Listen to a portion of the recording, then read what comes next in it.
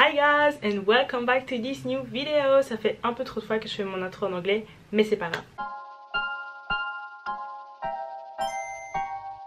Salut, pour tous ceux qui ne me connaissent pas, je m'appelle Masha, j'ai 20 ans et sur cette chaîne je parle beaucoup de mes études parce que je suis étudiante en médecine. Mais dans cette vidéo on ne va pas du tout parler de ça parce que j'ai décidé aujourd'hui de vous parler de toutes ces choses qui m'animent, de ces choses que j'adore, de ces choses qui me passionnent. Si ça vous intéresse, je vous laisse tout de suite avec la suite. Il faut savoir que j'ai une personnalité assez addictive, c'est-à-dire que quand j'aime un truc, je l'adore avec toutes mes tripes, avec toute mon âme. Pendant 2 mois, je vais manger, respirer, dormir la chose en question. La première chose dont je suis complètement crazy, vraiment, qui me prend, c'est Secret Story.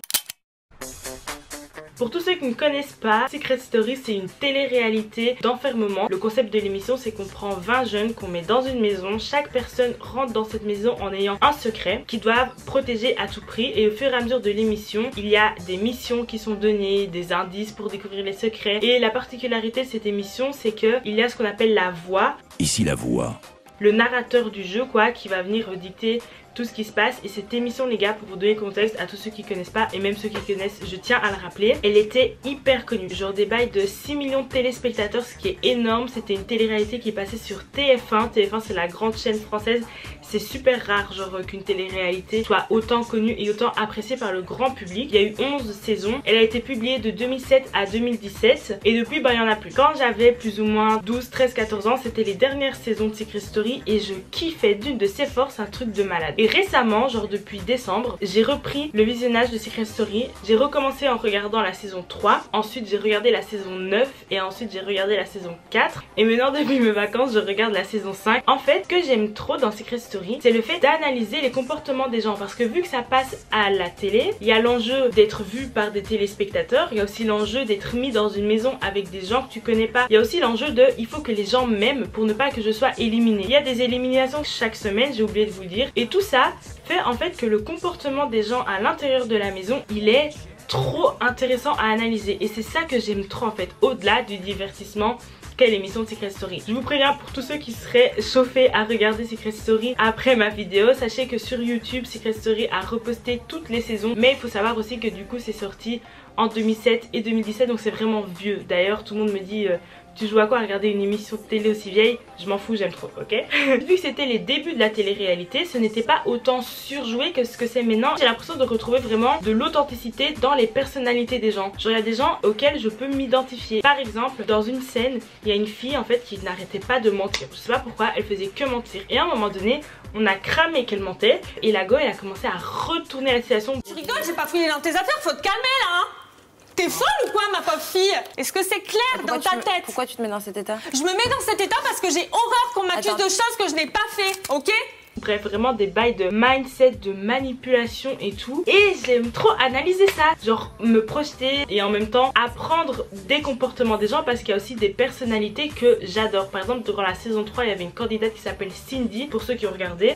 Voilà. Alors c'est qui a pris ma crème qui est maintenant à moitié vide? Qui a pris ma crème, il est mort, il a plus d'avenir, j'ai toutes ses affaires, mais j'en ai marre qu'on prenne mes affaires.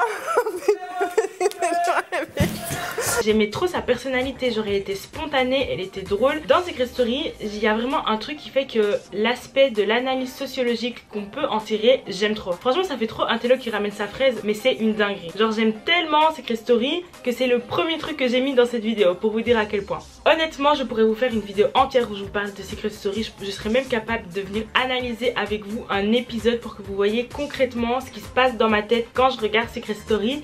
Mais cette vidéo durerait trop longtemps, donc on va passer directement au deuxième sujet. C'est tout pour le moment. Riles, mon chanteur préféré. Pour d'ailleurs ceux qui sont attentifs, si vous regardez mes barres d'infos, il est écrit dans les tirets où je me présente Riles, chanteur préféré ALVM, bref, à la vie, à la mort. Riles, c'est qui? C'est un chanteur français qui rappe et chante en anglais. Il avait d'ailleurs expliqué qu'il avait pris des cours d'éloquence et tout en anglais pour avoir vraiment une bonne prononciation. La particularité de Riles, il y en a plusieurs. La première, c'est qu'il écrit tout seul de A à Z avec du matériel qu'il a dans sa chambre. Rien que ça, c'est une dinguerie. Riles, il a tout appris tout seul. C'est un autodidacte de A à Z. Je le sais parce qu'en fait, j'étais tellement fan de lui que j'ai vraiment suivi tout son parcours. Deuxième particularité de Riles, c'est que durant un an, il a sorti une musique par semaine. Je vous rappelle, il écrit, compose tout seul. C'est-à-dire que c'est vraiment une dinguerie de faire ça. Un album, ça se prépare sur un an, voire 2 ans. Lui, toutes les semaines, pendant un an, il a écrit, composé, posté une musique. Evil try to tear me down. One day you go away. Should I fuck up the game or should I win this fight? Why I wanna stay when they all leave?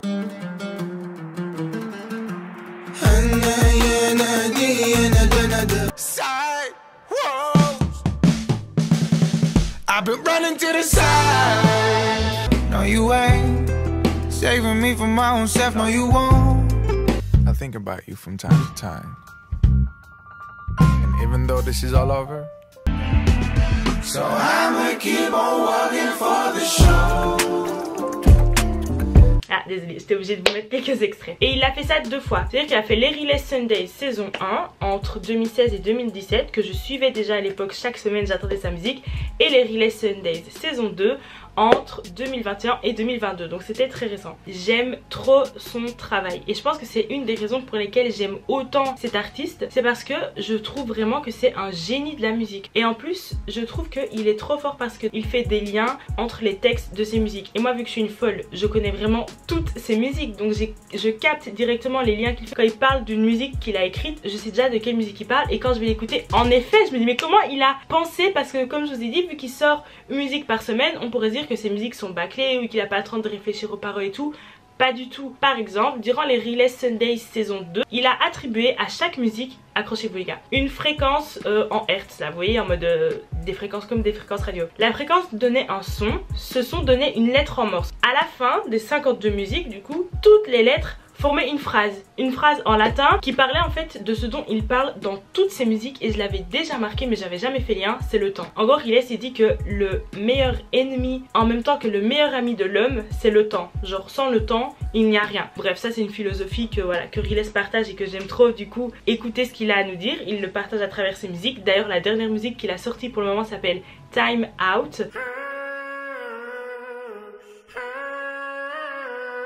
Même si la mélodie est assez bizarre, ce qu'il raconte dans sa musique, je surkiffe. Et je me rappelle à l'époque quand il nous avait dit qu'il avait en fait une phrase qui était écrite en morse en latin. J'ai été traduire la phrase direct, j'ai envoyé aux gens qui étaient dans ma classe en latin, on était que 7 les gars. Je renvoyais la phrase, je fais les gars, aidez-moi à traduire tout de suite, on était là ex, amino, et spirit à fond, enfin surtout moi. Mais bref, c'est un des exemples qui me pousse à vraiment adorer Riles. Genre vraiment j'admire trop son travail, je trouve trop que c'est un génie, je trouve trop qu'il est trop fort et j'aime trop les subtilités qu'il met dans ses musiques. En plus du fait qu'il en sort plein, en fait il fait un travail quantitatif et qualitatif, je peux que admirer en fait. Et en plus j'aime bien ses musiques. D'ailleurs je pense vraiment faire un jour une vidéo dédiée spécialement à Riles, parce que là ça fait trop de temps que je le suis, que je suis son travail pour ne pas en parler. Mais voilà, là c'était le petit échantillon que je voulais vous donner à travers cette vidéo. Alors, la troisième chose dont j'avais envie de vous parler dans cette vidéo, c'est Britney Spears. It's Britney, bitch. Britney Spears, il n'y a même plus besoin de la présenter, c'est une chanteuse qui a été connue grâce à sa musique Baby One More Time en 1998 exactement. Mais c'est une chanteuse qui a vraiment marqué les années 2000, c'était vraiment la référence. Je pense que vous avez tous déjà entendu son nom, même si vous n'avez pas spécialement écouté ses musiques. Ce qui m'a vraiment fait me pencher vers Britney Spears, c'était l'affaire Free Britney. Je sais pas si vous avez suivi, Britney Spears, elle a été vue comme folle à partir de 2007 parce que elle se faisait harceler par la presse, par les paparazzi, sortait beaucoup, était dans le monde de la nuit, un peu la drogue, tout ça mélangé. Je ne viens pas vous faire l'histoire de Britney Spears, mais il faut que vous compreniez en fait ce qui m'a intriguée dans son histoire. Donc son père, c'était un alcoolique qui avait plus ou moins abandonné Britney, enfin c'est comme ça que moi j'ai interprété, même si c'est pas vraiment ça, mais voilà. Il a repull up dans la vie de Britney au moment où tout allait mal et il a décidé, et juridiquement ça a été possible, de la mettre sous tutelle. Sous tutelle, ça veut dire qu'en fait il avait tous les droits de décision sur Britney. Britney ne pouvait plus faire aucune décision, c'était son père qui décidait de tout. En 2020, durant le confinement, il y a eu plusieurs rumeurs comme quoi Britney enverrait des appels à l'aide. Lorsque les fans ont entendu tout ça, il y a eu le mouvement du coup Free Britney, en français Libérer Britney, qui voulait que Britney ne soit plus mise sous cette tutelle et qu'elle puisse être enfin libérée et être libre de ses propres choix. Et c'est là que moi j'ai été intéressée. Non seulement parce que j'ai réécouté ses musiques et j'ai kiffé, mais en plus parce que je trouvais ça hyper intéressant d'en apprendre plus sur comment ça se passe en fait au niveau des stars, mais des très grandes stars. En plus des vidéos YouTube que je regardais, des posts Instagram que Britney elle-même postait, que les gens postaient, j'ai essayé de trouver des documents qui parlaient en fait des conditions de sa mise sous tutelle. Pour vous dire, j'ai carrément hésité à ne pas faire de la médecine mais faire du droit international pour pouvoir en fait me pencher encore mieux sur l'affaire Free Britney et mieux comprendre ce que je lisais. J'en ai parlé beaucoup avec mes parents parce que c'était pendant le confinement, donc voilà, je voyais plus personne à part mes parents et mes soeurs, et ma mère me demandait tout le temps: mais Macha, qu'est-ce qui t'intéresse autant? Pourquoi Britney Spears? Genre c'est quoi ton problème? En plus tu n'apprends rien en faisant ça. Et c'est là où justement, et avec le recul je me dis qu'est-ce qui fait vraiment que je kiffais autant. Je m'étais jamais vraiment intéressée à la vie des stars, encore moins des stars des années 2000, et en fait suivre le Free Britney et toute la vie de Britney a permis de m'en apprendre en fait beaucoup plus sur la culture des stars américaines, comment ça se passe, comment ça se passait dans les années 2000, et aussi j'ai appris beaucoup de choses sur la justice. Déjà beaucoup de vocabulaire anglais, le vocabulaire juridique, et aussi beaucoup de choses sur le temps que ça prend pour faire un procès, pour faire une demande d'avocat. Au-delà de juste Britney Spears, c'est toute son histoire en fait qui m'a vraiment intéressée, et c'est ça que j'ai adoré analyser, et j'en ai appris vraiment beaucoup. Donc ça peut paraître très superficiel de mettre Britney Spears dans cette vidéo parce que c'est clair que c'est une chanteuse, c'est les strass, c'est la magie, c'est l'argent, c'est tout ça, mais je voyais quand même plus loin que juste une star hollywoodienne dont je suis la live sur les réseaux, vous voyez. J'ai ensuite décidé de vous parler de la série Friends. Pas d'analyse, pas de trucs profonds, juste la série me fait trop rire. We'll see you in about 3 or 4 hours. Et du coup j'ai voulu en parler dans cette vidéo parce que ça m'a fait trop plaisir. En fait je pense que j'ai regardé Friends à une période où j'avais plus trop d'amis, voilà, disons-le. Genre c'est une période de transition, genre juste après le Covid et tout. Qu'est-ce qui fait que j'aime autant la série? En fait l'humour qu'ils ont mis, du sarcasme et genre du comique de situation. C'est devenu ma série préférée dès l'instant où j'ai commencé à la regarder, et pourtant elle est sortie en 1990. Et ça c'est un truc aussi que je kiffe trop, c'est quand tout ce qui perce, ça m'intrigue. Je me dis quelle est la force de stratégie marketing qui a été mise derrière pour nous faire autant kiffer à ce point. Je ne vais pas m'attarder, mais voilà, Friends faisait partie de mon classement et je voulais en parler. Une cinquième chose que j'aime trop, c'est l'anglais. Alors là vous êtes en train de vous dire Macha, qu'est-ce que l'anglais a à voir avec tout ce que tu nous racontes? Et ben j'ai été autant obsédée par l'anglais que ce que j'ai été obsédée par le Free Britney ou par Riles. J'ai toujours aimé l'anglais, genre j'ai toujours aimé les gens qui parlent en anglais, j'ai toujours trouvé ça stylé, mais je m'en foutais. Et puis un jour on était en classe, la prof elle nous avait fait écouter, je sais pas, une audition ou quoi, et je me suis rendu compte que je ne comprenais pas l'anglais, genre je comprends rien. Depuis ce jour-là je me suis dit je veux savoir parler anglais. Et à partir de ce jour-là j'ai dormi, mangé, vécu, bu, transpiré, réfléchi, senti anglais. Au-delà de juste commencer à apprendre la langue, j'ai vraiment adapté tout mon lifestyle. Maintenant d'ailleurs je fais que du franglais, c'est trop horrible, pour l'anglais. Et ce que j'aimais trop, savoir en fait switcher d'une langue à l'autre sans que ce soit un effort. Et je trouve que c'est dingue, genre vraiment je trouve ça ouf, genre j'admire trop ça, les gens qui savent parler plusieurs langues. Et en plus de ça, j'aimais trop les stars américaines et tout, c'est ce qui m'a aussi poussé à vouloir à fond savoir parler anglais. Mais la base des bases des bases, c'était vraiment avoir la gymnastique d'esprit de switcher d'une langue à l'autre. Je trouvais ça vraiment fascinant et j'étais trop admirative des gens qui savaient faire ça, que ce soit pour l'anglais, l'espagnol, le français, l'allemand, enfin bref n'importe quelle langue. Et moi ça a été du coup l'anglais, et je pense aussi parce que c'était la langue à laquelle j'étais le plus exposée. Je vais maintenant vous parler de l'écriture. Comment écrire a littéralement changé ma vie. Pour vous faire la genèse, j'ai commencé à écrire en 6e primaire parce que c'est là que j'ai commencé à lire. En fait je me rendais compte que lire développait mon imagination de ouf, parce que j'imagine que vous avez déjà lu un livre, mais quand tu lis t'es vraiment dans ta tête, tu vois, donc tu t'imagines ce que tu veux avec ce que l'auteur nous donne. D'ailleurs c'est pour ça que j'aime bien lire, mais je n'en parle pas dans cette vidéo. Sauf que j'explorais pas à fond cette créativité là que j'avais en moi et ça me frustrait. Et je me suis dit mais en fait Macha, écris. Et à l'époque quand j'étais en 6e primaire, mon livre préféré c'était Divergente, et en fait j'avais écrit ma vision de Divergente, en mode toutes les scènes qui étaient dans Divergente, je les ai réécrites comment moi je les rêvais. Il y a une scène par exemple qui se passait, mais moi je me disais non, moi je veux que ça se passe comme ça, je veux qu'il se passe ça, et en fait je réécrivais, et ça a grave travaillé ma créativité. Et de là En plus vu que j'étais en 6ème primaire, je me suis dit ok vas-y, j'ai fini de faire Divergente, c'est fini. Maintenant j'ai envie d'écrire ma vie en fait. Et du coup j'ai commencé à juste tenir ce qu'on appellerait un journal intime. Jusqu'à aujourd'hui je tiens toujours un journal où j'écris dedans. Pendant une période ça m'a vraiment aidé parce que je me sentais pas bien, ça me permettait vraiment d'exprimer ce que je ressens et tout. J'ai remarqué que grâce à l'écriture j'ai vraiment facile à exprimer ce que je ressens, parce que le fait de mettre sur papier ce qu'on ressent dans notre tête, ça nous oblige en fait à formuler des sentiments. Je sais pas si vous voyez, mais même bêtement quand des fois je me sens frustrée ou que je suis énervée ou même que je suis trop heureuse, l'écrire me fait trop du bien. Genre ça me permet vraiment de juste vider ma pensée, et ça c'est pour toutes les personnes qui sont qui réfléchissent trop. Je vous conseillerais vraiment d'écrire parce que ça fait vraiment du bien. J'aime bien continuer à parfois écrire des histoires fictives et je trouve ça trop amusant, et même ça permet de m'évader dans mon propre esprit. Mais ça c'est parce que moi-même je suis une personne un peu qui a trop dans sa tête et qui a besoin de l'exprimer quelque part. En tout cas écrire c'est quelque chose qui est super cool, non seulement pour le développement personnel on va dire, mais aussi pour les souvenirs que ça me laisse et les traces que j'aurai plus tard. Genre plus tard si j'ai envie de revivre mon adolescence, bah en fait je pourrais, parce que il me suffit de relire ce que j'écrivais et je me replonge clairement dans le moment. La dernière chose dont j'ai envie de vous parler dans cette vidéo, même si comme je vous l'ai dit je pourrais vous parler encore pendant des heures parce qu'il y a plein de choses qui me passionnent, c'est l'actu people.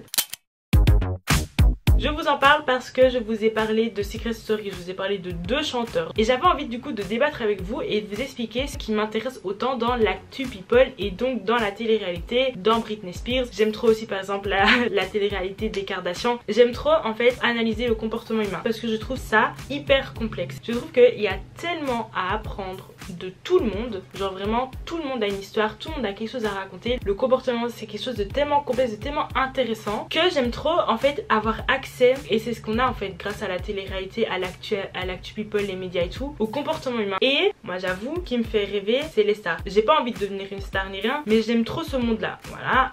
Chacun ses kiffs encore une fois, on n'est pas là pour juger. Et du coup ce que j'aime autant dans l'actualité people, c'est d'avoir en fait accès à ce mélange des stars et du comportement humain, et du coup de pouvoir tout analyser. Et de là je reviens, c'est pour ça que j'aime autant Secret Story. Je suis en plein dedans grâce à Secret Story et ça me fait vraiment kiffer. Le point commun je pense entre tout ça, c'est que j'aime trop l'analyse. Bon les gars, c'est la fin de cette vidéo, j'espère qu'elle vous aura plu. N'hésitez pas à me dire s'il y a des trucs que vous comprenez dans ce que je raconte, parce que parfois j'ai l'impression d'être un extraterrestre. N'hésitez pas aussi à me dire en commentaire ce que vous kiffez. Il faut un jour ça va remettre fin aux bonnes choses.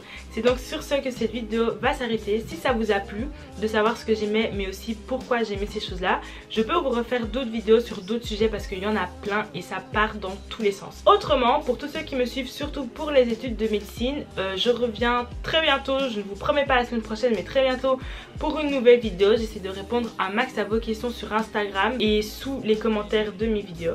Sur ce, je vous souhaite une bonne rentrée, bonne chance à tous et à la prochaine pour une nouvelle vidéo. Bye guys!